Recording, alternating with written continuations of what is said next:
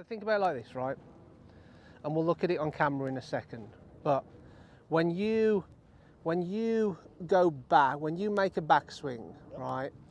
One of the things we've got to do, which you see pretty much all the pros do, right, is they keep their forehead on this imaginary wall, right? So when you keep your forehead on this imaginary wall and you make your backswing, and as you're making your backswing, your shoulders start turning, but turning on an angle, right? It's like the left shoulder starts moving down, and if by the time you get to the top, your shoulder tilt, right, how down or up your left shoulder is, your lead shoulder, that's called the tilt. So as you make your backswing, this tilt has got to be continuous.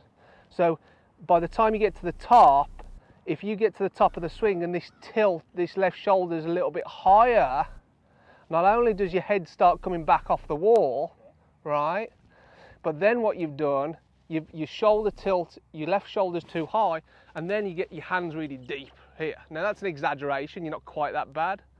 But then as you come down, because your head's come off the wall, now you've lost your inclination to the ground with your spine.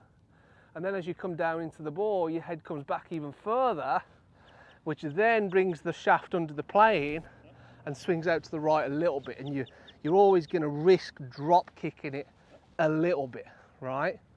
So when we look at it on camera in a second, the answer is to keep the head on the wall and move the left shoulder down more as you get up to the top. Don't allow it to kind of come up a little bit.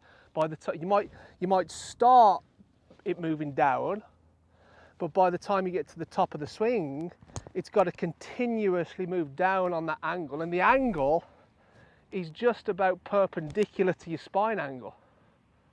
So if you're up here, this angle now is not perpendicular to your spine. Like if I stood up straight and turned my shoulders perpendicular to my spine, the spine's vertical, the shoulders should be horizontal.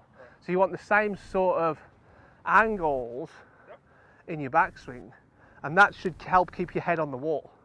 And then as you're starting coming down, you keep your head on the wall from this position. Now, if your left shoulder's lower, your hands are also gonna be